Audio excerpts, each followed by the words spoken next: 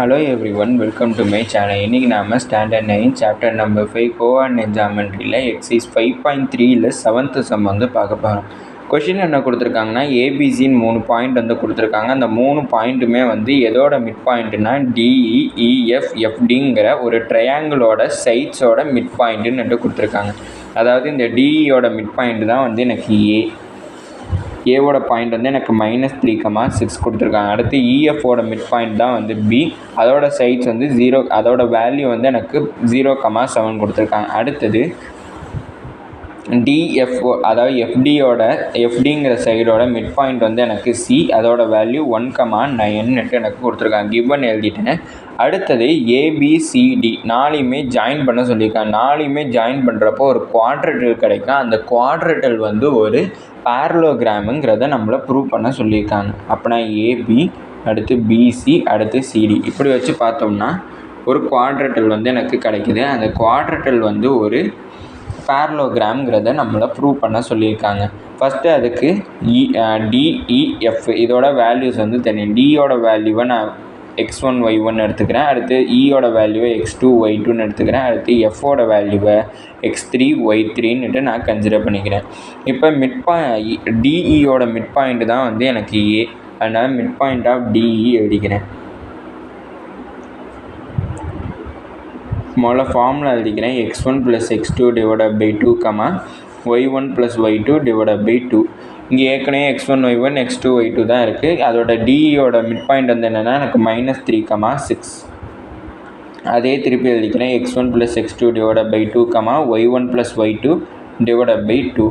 இப்போ X ஆக்சிஸோட கோஆர்டினேட்டையும் Y ஆக்சிஸோட கோஆர்டினேட்டையும் நான் compare பண்ணிக்கிறேன்.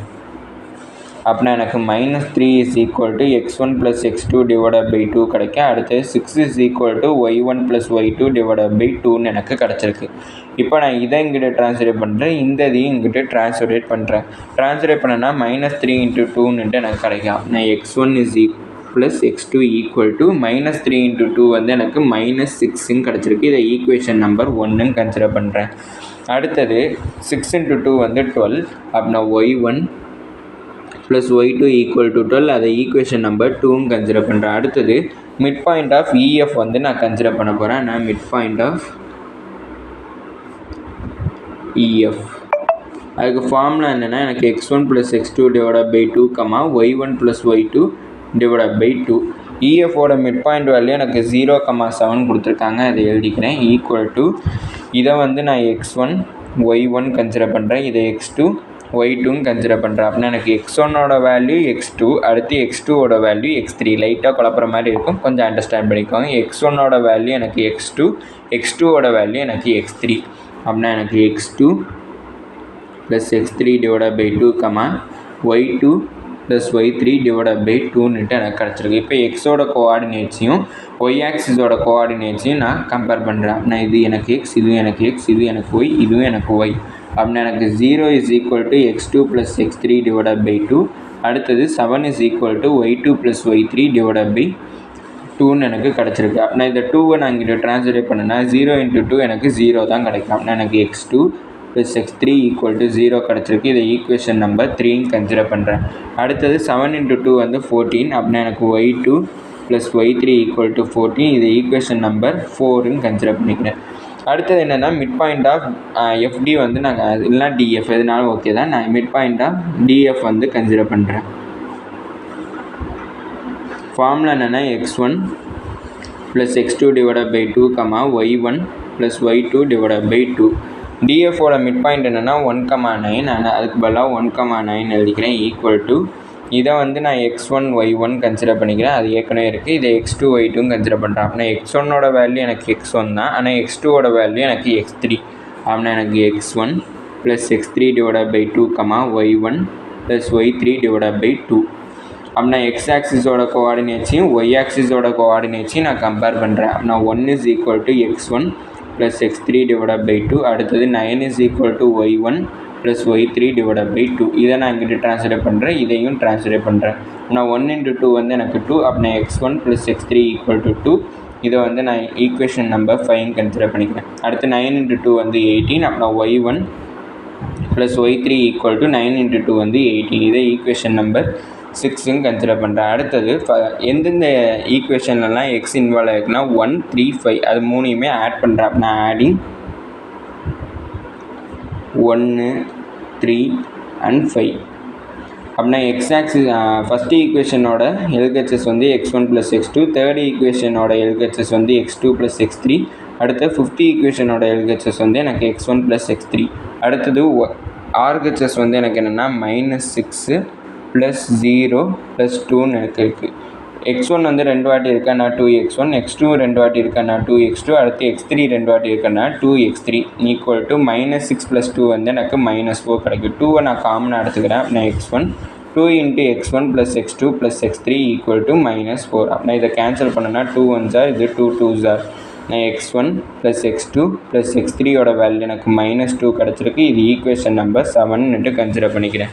இப்போ இந்த 7th ஈக்குவேஷனோட எக்ஸ் எந்தெந்த ஈக்குவேஷனில் இன்வால்வ் ஆகிருக்குன்னா 1, 3, 5 அதை மைனஸ் பண்ணுறேன். அப்படின்னா ஃபஸ்ட்டு 7 - 1 7th ஈக்குவேஷனோட ஃபஸ்ட் ஈக்குவேஷன் மைனஸ் பண்ணுறேன். 7th equation x1 + x2 + x3 equal to -2. First equation வந்து எனக்கு x1 + x2 equal to -6.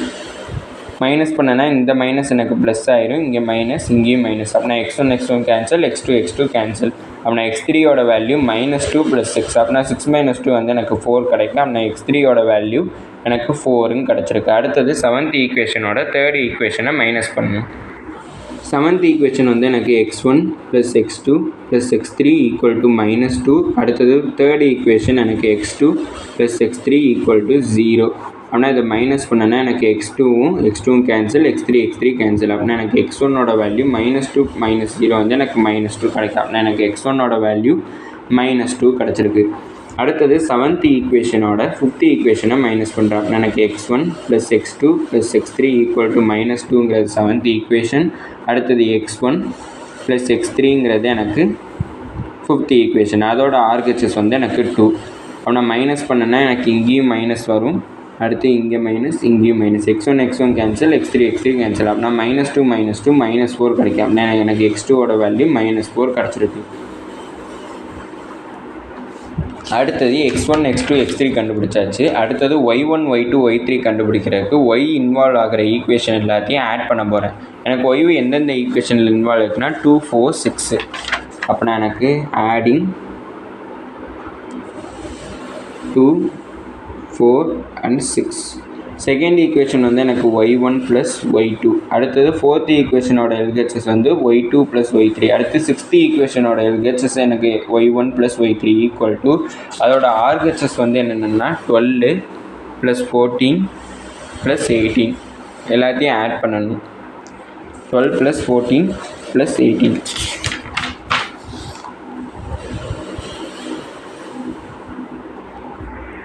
Add பண்ணனா எனக்கு இங்கே 44ன்ட்டு எனக்கு கிடச்சிரும். அடுத்து y1 2 வாட்டி இருக்கேன்னா 2y1, y2 2 வாட்டி இருக்கேன்னா 2y2, y3 2 வாட்டி இருக்கேன்னா 2y3. அப்படின்னா எல்லாத்துலேயும் 2வை காமனாக எடுத்தேன்னா 2 × y1 + y2 + y3 equal to 44. இதை கேன்சல் பண்ணனா 2 1s are, இது 2 × 22 வந்து எனக்கு 44 கிடைக்கும். அப்படின்னா எனக்கு y1 + y2 + y3யோட வேல்யூ எனக்கு 22 கிடச்சிருக்கு. இது ஈக்குவேஷன் நம்பர் 8ன்னுட்டு நான் கன்சிடர் பண்ணிக்கிறேன். இப்போ 8th ஈக்குவேஷனோட y என்னென்ன ஈக்குவேஷனில் இன்வால்வ் ஆகிருக்கோ அதெல்லாம் மைனஸ் பண்ணுறேன். அப்படின்னா 8th ஈக்குவேஷனோட 2, 4, 6 வந்து நான் மைனஸ் பண்ணேன். 8th ஈக்குவேஷன் வந்து எனக்கு y1 + y2 + y3 equal to 22 கிடச்சிருக்கு. செகண்ட் ஈக்குவேஷன் வந்து எனக்கு y1 + y2 ஈக்குவல் டு 12. நான் y1 + y2 ஈக்குவல் டு 12. இதை நான் மைனஸ் பண்ணுறேன். மைனஸ் பண்ணனா y1 y2 கேன்சல். அப்படின்னா y3 ஈக்குவல் டு எனக்கு 10ன்னு கிடச்சிருக்கு. அடுத்தது 8th ஈக்குவேஷனோட 4th ஈக்குவேஷனை மைனஸ் பண்ணுறேன். அப்படின்னா 8th equation y1 + y2 + y3 equal to 22. அடுத்து 4th equation y2 + y3 equal to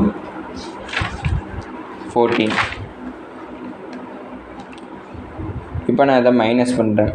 minus பண்ணனா எனக்கு y2 கேன்சல், y3 கேன்சல் ஆகிடும். எனக்கு y1 ஈக்குவல் டு 22ல் எனக்கு 14 வந்து மைனஸ் பண்ணணும். 24ல் நான் 14 வந்து மைனஸ் பண்ணேன்னா 18, அதுக்கப்புறம் எனக்கு ஒரு 8 வந்து கிடைக்கும். அப்படின்னா y1ஓட வேல்யூ எனக்கு 8ன்னு கிடச்சிருக்கு. அடுத்தது 8th ஈக்குவேஷனோட 6th ஈக்குவேஷனை மைனஸ் பண்ணணும். 8th ஈக்குவேஷன் வந்து எனக்கு என்னென்னா y1 plus y2 plus y3 equal to 22. அடுத்தது எனக்கு 6th ஈக்குவேஷனோட LHS வந்து y1 plus y3 equal to எனக்கு RHS சைடில் என்ன கிடைச்சிருக்கும்னா 18 வந்து இருக்குது. அப்படின்னா இதை மைனஸ் பண்ணனா எல்லா இடத்துலையுமே நெகட்டிவ் சைன் ஆகிடும். அப்படின்னா y1 y1 y3 கேன்சல். அப்படின்னா y2 இஸ் ஈக்குவல் டு 4ன்னுட்டு எனக்கு கிடச்சிருக்கு. இப்போ நான் டியை வந்து நான் என்னென்னு கன்சிடர் பண்ணியிருந்தேன்னா x1 y1, அடுத்து இ என்ன கன்சிடர் பண்ணியிருந்தேன்னா x2 y2 கன்சிடர் பண்ணியிருந்தேன். எஃப்ஐ வந்து x3 y3ன்னுட்டு நான் கன்சிடர் பண்ணியிருந்தேன்.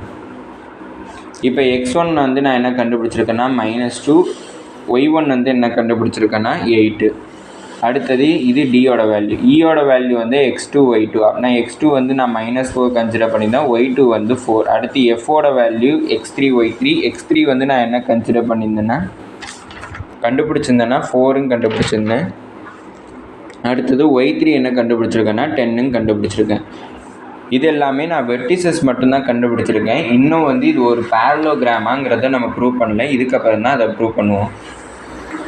இப்போ ஸ்டார்டிங்கில் இந்த சம் ஆரம்பிக்கிறதுக்கு முன்னாடி வரைஞ்ச டயக்ராமே நான் வரைஞ்சிட்டேன். அங்கே டிஇஎஃப்க்கு பதிலாக x1 y1 x2 y2 அதுக்கப்புறம் x3 y3ன்னுட்டு எழுதியிருப்போம். அதுக்கு பதிலாக நம்ம கண்டுபிடிச்ச பாயிண்ட்ஸ் எல்லாத்தையுமே எழுதியாச்சு. இப்போ இந்த ஏபிசிடி நாளையுமே ஜாயின் பண்ணனா எனக்கு ஒரு பேரலோகிராம் வருதான் கண்டுபிடிக்கணும். இது கொஞ்சம் பார்க்க வெர்டிகலாக இருக்குது. அதை நான் கொஞ்சம் ஹரிசாண்டலாக நான் இங்கே ட்ரா பண்ணியிருக்கேன். ஏடி அதுக்கப்புறம் பிசியோட வெர்டிசஸோட வேல்யூஸ் வந்து நான் எழுதிட்டேன். இப்போ இந்த ஏக்கு ஆப்போசிட்டாக இருக்கிற வெர்டிசஸ் வந்து என்னென்னா எனக்கு சி. அப்படின்னா ஏலேருந்து சிக்கு வந்து ஒரு டயகனல் லைன் நான் ட்ரா பண்ணிக்கிறேன். அடுத்து டிக்கு ஆப்போசிட்டாக இருக்கிற பாயிண்ட் வந்து எனக்கு என்னென்னா பி. அதுக்குலேருந்து ஒரு டயகனல் லைன் வந்து ட்ரா பண்ணிக்கிறேன். இப்போ ஏசியோட மிட் பாயிண்ட்டும் பிசியோட மிட் பாயிண்ட்டும் எனக்கு ஒரே இடத்துல தான் வந்து இருக்கும். அப்படின்னா நான் அதை எப்படி எழுதிக்கலாம்னா மிட் பாயிண்ட் ஆஃப் ஒரே இடத்துல இருக்கிறப்ப ஈக்குவலாக இருக்கும். அப்படின்னா மிட் பாயிண்ட் ஆஃப் ஏசியும் மிட் பாயிண்ட் ஆஃப் பிடியும் நான் ஈக்குவல்னுட்டு எழுதிக்கிறேன். இதை நான் எதுக்கு பண்ணுறேன்னா இது ஒரு பேரலோகிராம்ங்கிறத ப்ரூவ் பண்ணுறதுக்கு. ரெண்டோட மிட் பாயிண்ட்டும் ஈக்குவலாக இருந்துச்சுன்னா அது ஒரு பேரலோகிராமை ஃபார்ம் பண்ணும். ஃபஸ்ட்டு மிட் பாயிண்டோட ஃபார்முலா வந்து நான் எழுதிக்கிறேன். x1 + x2 divided by 2, y1 + y2 divided by 2. அடுத்தது ஈக்குவல் டு திருப்பி அதே ஃபார்முலா எழுதிக்கிறேன். x1 + x2 divided by 2, y1 + y2 divided by 2. அப்படின்னா ஏசி தான் ஃபஸ்ட்டு நான் பார்க்குறேன். இதை வந்து x1 y1 கன்சிடர் பண்ணிக்கிறேன். இதை x2 y2ன்னுட்டு நான் கன்சிடர் பண்ணிக்கிறேன். அப்படின்னா x1ஓட வேல்யூ எனக்கு -3. அடுத்தது x2ஓட வேல்யூ +1 divided by 2, y1ஓட வேல்யூ எனக்கு 6 ப்ளஸ் y2ஓட வேல்யூ எனக்கு 9 divided by 2 ஈக்குவல் டு பிடியோட மிட் பாயிண்ட் வந்து கண்டுபிடிக்கணும். பிங்கிற பாயிண்ட்டை நான் x1 y1 கன்சிடர் பண்ணிக்கிறேன். டிங்கிற பாயிண்ட்டை x2 y2 கன்சிடர் பண்ணிக்கிறேன். அப்படின்னா எனக்கு x1 வந்து 0, x2 வந்து எனக்கு -2. அப்படின்னா எனக்கு 0 -2 divided by 2, அடுத்தது y1 வந்து 7, அடுத்து y2 வந்து 8. அப்படின்னா எனக்கு 7 + 8 divided by 2. அப்படின்னா -3 + 1 வந்து எனக்கு -2 கிடைக்கும் divided by 2, 6 + 9 வந்து எனக்கு 15 divided by 2 ஈக்குவல் டு 0 - 2 வந்து எனக்கு -2 கிடச்சிருக்கு divided by 2, 7 + 8 வந்து எனக்கு 15 divided by 2. அப்படின்னா -2 2வும் கேன்சல் ஆச்சுன்னா எனக்கு 1 கிடைக்கும். அப்படின்னா 1, 15 divided by 2 is equal to இங்கேயும் கேன்சல் பண்ணனா எனக்கு இங்கே மைனஸ் இருக்குது, அதை போட மாதிரி -1, 15 divided by 2. இங்கே கேன்சல் பண்ணனா இங்கேயும் -1, 15 divided by 2 கிடச்சிருக்கு. ரெண்டோட மிட் பாயிண்ட்டுமே ஈக்குவலாக தான் இருக்குது. ஈக்குவலாக இருக்கிறப்ப ஹென்ஸ் இட் ஃபார்ம்ஸ்